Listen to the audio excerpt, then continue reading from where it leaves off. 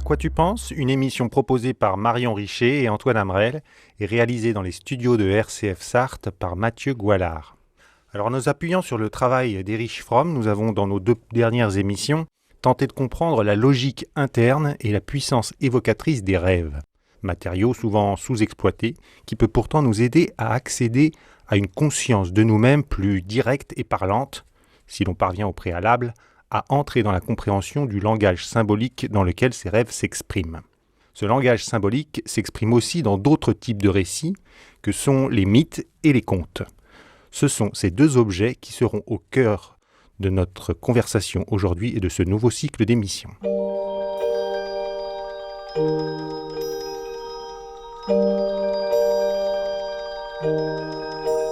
Alors on sait que les contes ont souvent de très nombreuses versions et connaissent des adaptations un peu différentes en fonction des pays, des cultures, des régions.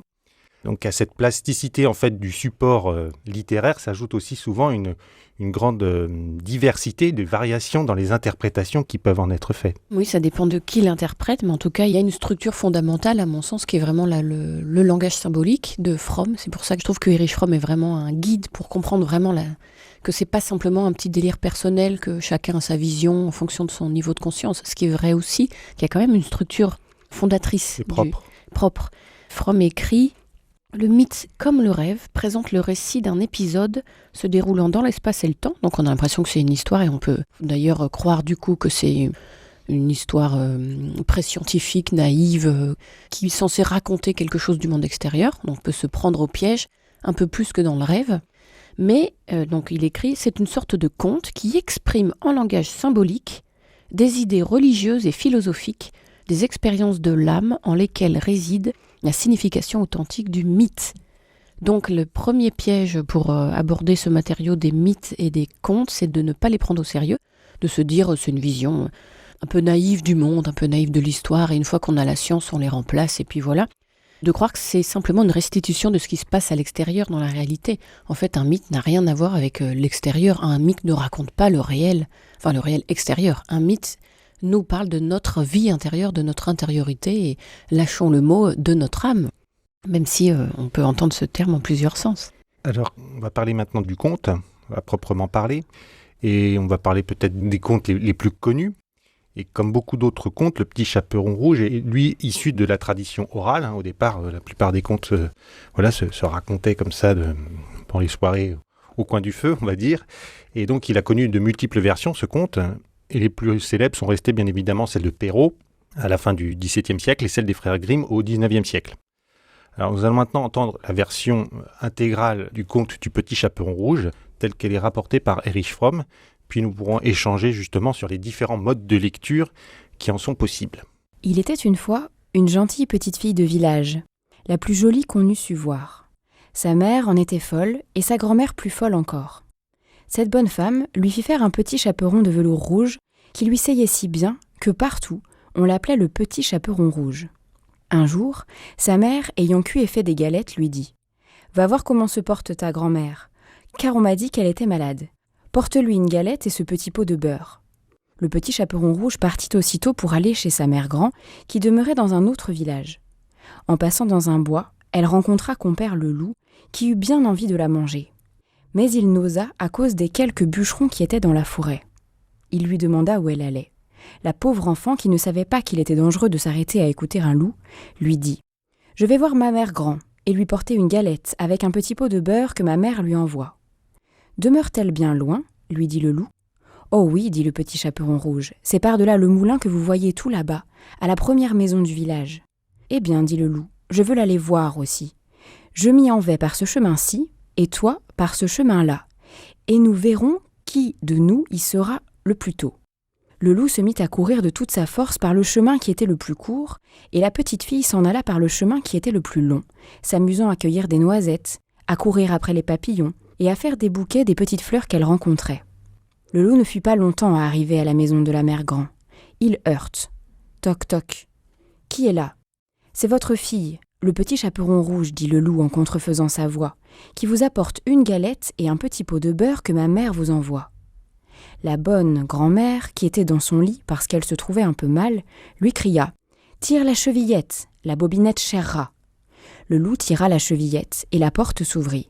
Il se jeta sur la bonne femme et la dévora en moins de rien, car il y avait plus de 3 jours qu'il n'avait rien mangé.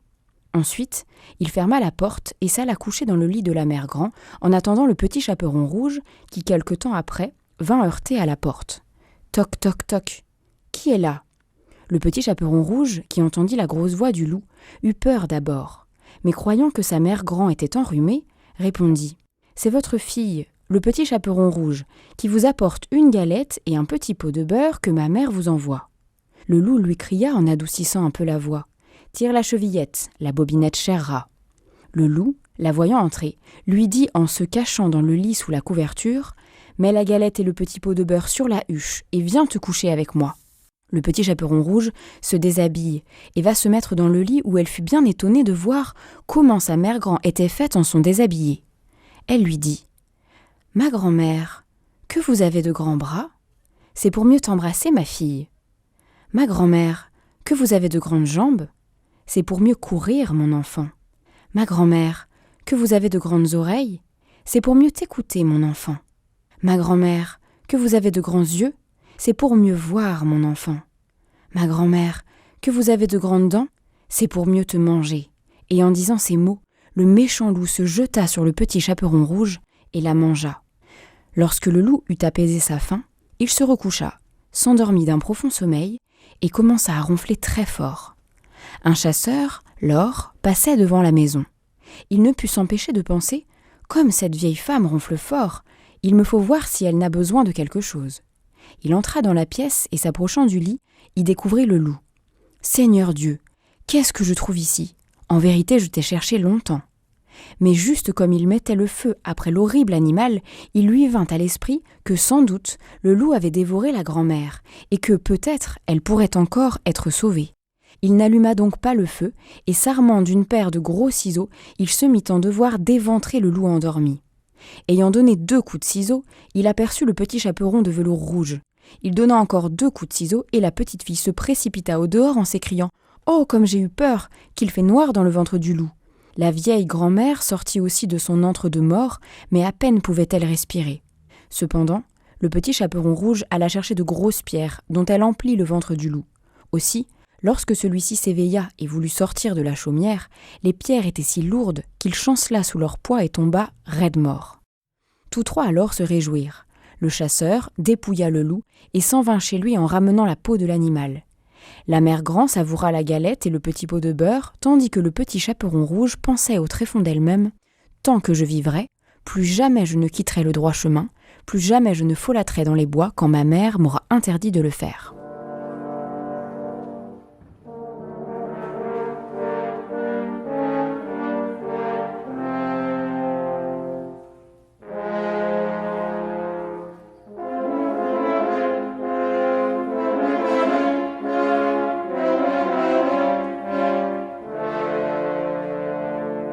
Alors voilà, il nous semblait intéressant de pouvoir réentendre ce conte dans son intégralité, parce qu'on en a là tous un souvenir enfantin plus ou moins proche. Vous disiez tout à l'heure que les contes expriment des éléments de notre vie intérieure, qui peuvent aussi se faire écho à des choses relatives à notre âme. On voit bien là que c'est assez logique finalement que les contes aient été un matériau utilisé en psychanalyse aussi pour essayer d'expliquer justement ce qui se passe en nous et des choses qui sont refoulées ou en tout cas qui sont à l'intérieur. Oui, là clairement, quand on entend petit chaperon rouge, immédiatement c'est plutôt la version freudienne, âme au sens de psychisme, la somme de nos pulsions refoulées à l'intérieur de nous qui se jouent à plein. Mais avant qu'on entre un peu dans les différents types d'interprétation, j'aurais aimé revenir sur ce que vous disiez sur le fait que c'est Perrault et les frères Grimm qui nous ont restitué ces récits et que là, c'est Erich Fromm qui s'en empare. Et le fait qu'il y a une version infinie, en tout cas une très très grande version possible de ces textes qui à la base sont quand même des textes issus d'une tradition orale immémoriale, lointaine. Et donc c'est intéressant que, heureusement, sans doute que Perrault et les frères Grimm aient figé le récit, les aient recueillis pour pas qu'il se noie dans les limbes. C'est un matériau très précieux, mais peut-être qu'eux-mêmes ont un peu figé ce matériau-là, ont peut-être choisi telle ou telle version qui n'était peut-être pas forcément ajustée ou la plus appropriée. De toute façon, c'est aussi, on voit des versions dans toutes les cultures, jusqu'en Chine en fait. Du petit chaperon rouge. Et puis avec à chaque fois des variantes, ça peut être un tigre à la place du loup, mais l'idée reste la même. Il y a un contenu, universel. Et quant à la nature du récit, la structure du récit, pourquoi on a choisi, avec audace sans doute, de restituer un texte qui fait quand même plus de 5 minutes, c'est qu'il me semble que le fait de raconter une histoire qui soit si épurée ne peut pas lasser l'auditeur ou le lecteur. Il y a une nature du style du conte et du mythe qui est très précise. C'est Walter Benjamin qui l'a redit dans Expérience et pauvreté. Il explique à quel point une histoire, qu'elle soit un conte ou un mythe, est toujours vierge d'explications, épurée de tout contenu psychologique. C'est un récit court, très épuré, ouvert à toutes les interprétations, justement parce qu'il est quasiment adamantin dans les faits. Et sans doute que chaque auteur, chaque transcripteur charge un petit peu d'une telle tournure interprétative en enlevant cette pureté, cette pauvreté, mais cette pauvreté au sens magnifique du terme, ce brut qui fait qu'ensuite on peut charger la marque. Ça laisse beaucoup de liberté. Tout à fait. Et alors oui, donc si on revient aux interprétations, alors évidemment, à quoi tout de suite ça nous fait penser, la première chose qu'on enseigne dans les écoles, et sous les yeux ébahis des enfants, quoi, ça parle de ça, ou même des adultes, quoi, ça n'était donc que ça, ou ça parlait vraiment de ça. Clairement, le loup, c'est le conflit entre la petite fille et le loup, c'est clairement la menace du viol qui pèse sur tout enfant, sur toute petite fille. Il y a cette idée, à la base, le petit chaperon rouge, quand on veut en faire une interprétation, on se dit adulte et sage, voilà, c'est le loup, donc le sexe masculin, menaçant, agressif, prédateur, qui menace et qui dévore, le sexe féminin, sous sa forme naïve, innocente, qui est sous la forme du petit chaperon rouge.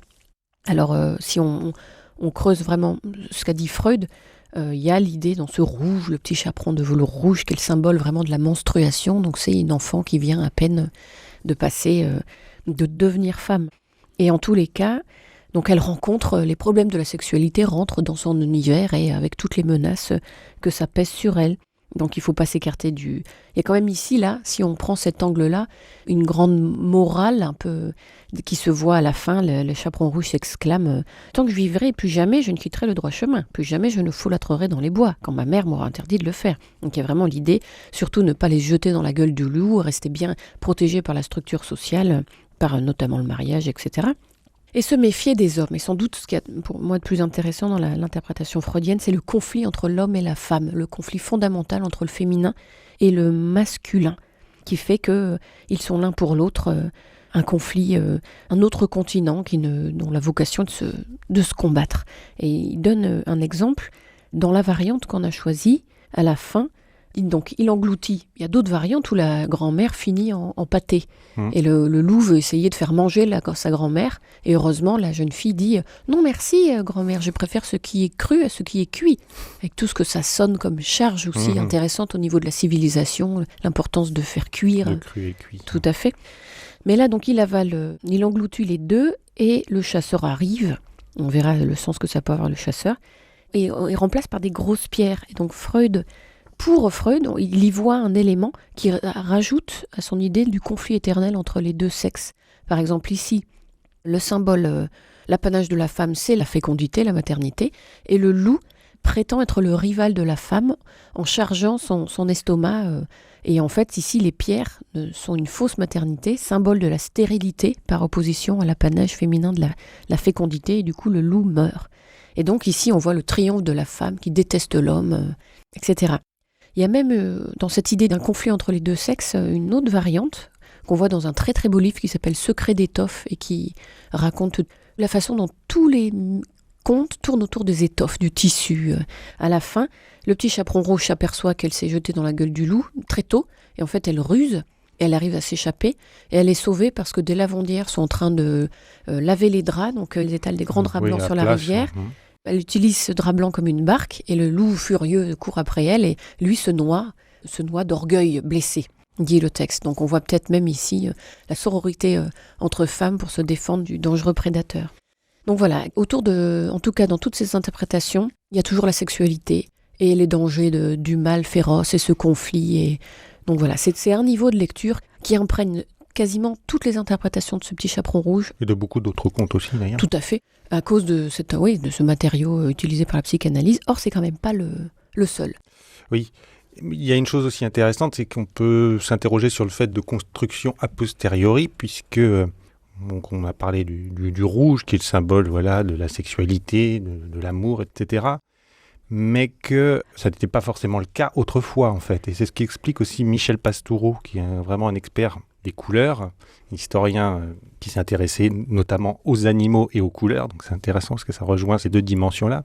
Il explique notamment que à l'époque, ce n'est pas au Moyen-Âge ou avant, en fait, le rouge n'est pas porteur des mêmes symboles et que, en fait, c'est plutôt le vert qui est vraiment la couleur représentative de la sexualité, de ce qui est caché. Bah justement, ça met de l'eau à mon moulin d'une autre interprétation, puisque le blanc, le noir, le rouge, clairement, pour le coup, depuis toujours, sont les symboles de l'alchimie, des 3 étapes de l'alchimie, l'œuvre au noir, l'œuvre au blanc, l'œuvre au rouge. Et donc, ça fait signe vers une toute autre dimension qu'un auteur que j'apprécie beaucoup, très prolifique, je trouve qu'il y a une très très belle écriture aussi, qui est Jacqueline Kellen, a bien mis en avant dans un livre qui s'appelle « Une robe de la couleur du temps, le sens spirituel des contes de fées ». Et quand on lit ce texte, elle met bien en avant le postulat de départ qui est que le conte a un rapport, non pas seulement avec le psychisme, qui est vraiment la version, on va dire, matérialiste de ce qu'on appelle l'âme, mais vraiment, le conte est, pour le dire clairement, un appel de l'âme. Nous vivons depuis dans un monde qui est la matière, l'incarnation. Nous oublions du coup ces étoiles auxquelles nous appartenons, cet appel lointain de l'âme, et le conte est là, avec sa façon voilée de raconter, pour nous faire un écho, un rappel de notre dimension éternelle. Donc là, la différence d'une approche psychanalytique du conte, c'est vraiment une approche spirituelle. Complètement, et à un moment, il faut choisir son ontologie. Clairement, soit on entre de plein pied dans une ontologie matérialiste où le supérieur est expliqué par l'inférieur, il n'y a de réalité que la matière, soit on entre dans une ontologie plus complexe, pas forcément dualiste, mais où il y a la matière, il y a une autre dimension. La spiritualité.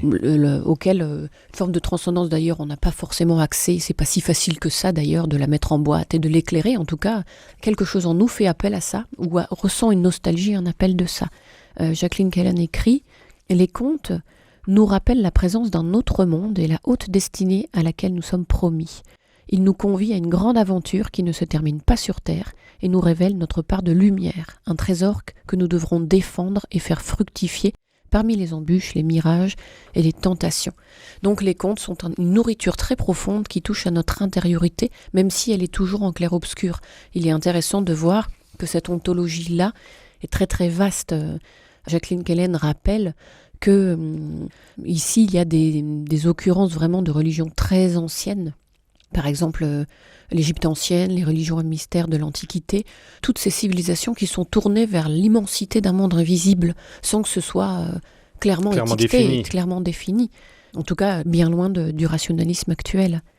Et donc, dans la vision de Jacqueline Kellen, si on suit la piste de l'alchimie, on voit clairement ici, et c'est beaucoup moins rigolo d'ailleurs, c'est un peu l'interprétation qu'elle en donne est très très costaud. En fait, elle parle de la transmission de ce qu'elle appelle la connaissance, qui, par le biais de la galette, dont on sait qu'il est la galette un symbole du soleil, donc une forme de soleil intérieur, et le risque, la fragilité extrême de la transmission entre cette grand-mère, cette mère, cette petite fille. Donc on voit ici la transmission pas forcément de sang, mais de maître à disciple, ou de ce contenu précieux qu'est le savoir un peu spirituel. Et qu'en fait, si on considère que la vie, c'est bagnauder, courir après les papillons, c'est-à-dire suivre son plaisir sans se donner une discipline profonde, on risque en fait tout simplement de briser cette transmission et de sortir justement du chemin qui est un peu défini dans la forêt pour qu'il permette d'atteindre son but. Voilà, et qui n'est plus du tout le droit chemin de la vertu non offensée, mais la voie spirituelle qui est en fait, pour Jacqueline Kellen et pour toutes ces traditions, d'une grande exigence. Donc là, évidemment, si on s'arrête à la version de la mort du petit chaperon rouge, ça nous donne un avertissement très très fort de attention. La vie n'est pas, c'est pas que du plaisir. Il faut être sérieux. Et si jamais on réintroduit le chasseur, il y a un petit espoir. On peut réhabiliter une connaissance perdue. Il est possible que ce chemin brisé, ce fil brisé, ce fil coupé revive, renaisse. Et ça donne quand même un petit espoir.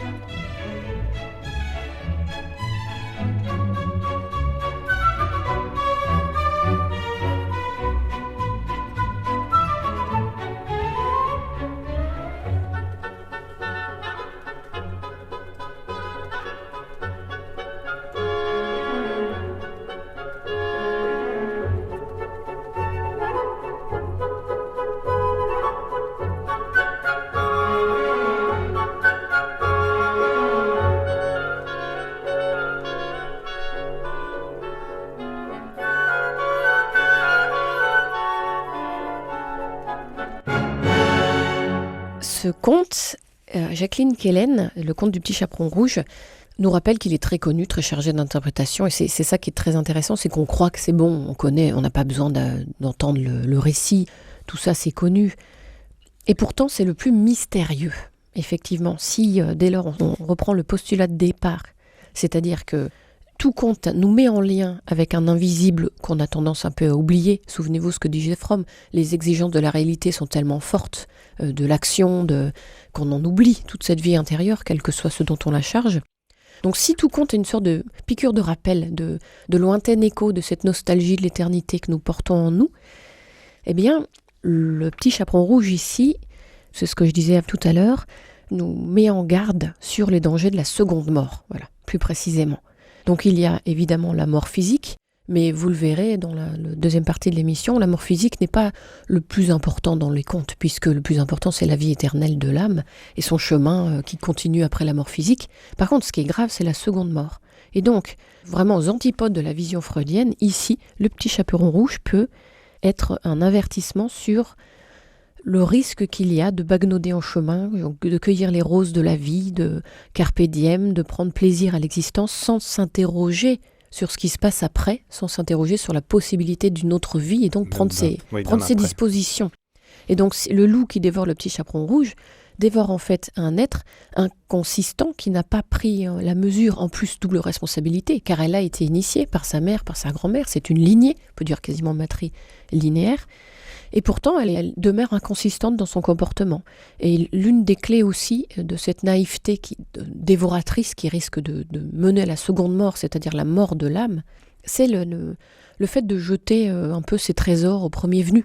La grande erreur du petit chaperon rouge, et ça heurte l'oreille même dans quelle que soit l'interprétation, c'est qu'elle raconte au premier venu où elle va, d'où elle vient, qu'est-ce qu'elle fait. Oui, aucun discernement. Aucun discernement. Elle va mourir par naïveté, par méconnaissance, par absence de prudence. Et sans doute qu'ici, il y a eu un défaut du côté maternel, qui peut-être, en tout cas dans certaines versions, ne la met pas forcément en garde. Au contraire, oui, ça rejoint l'idée de discernement, de l'importance du discernement, la capacité à être soi-même capable d'établir ce qu'on peut dire, à qui on peut le dire, à quel moment on peut le dire, et faire le bon choix. Exactement, et peut-être pas s'afficher, comme le petit chaperon rouge s'affiche avec cette couleur extrêmement forte dans les bois qui attire tous les regards, l'importance du voilement.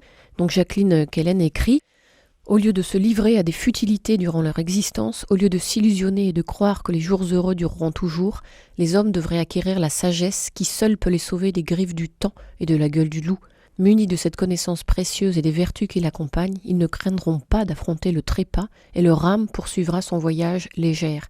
Sinon, n'ayant pas de biscuits ni de galettes pour la route, leur âme sera elle-même anéantie, ce qu'on appelle la seconde mort. Bon, ici... oui, c'est fatal. Tout à fait.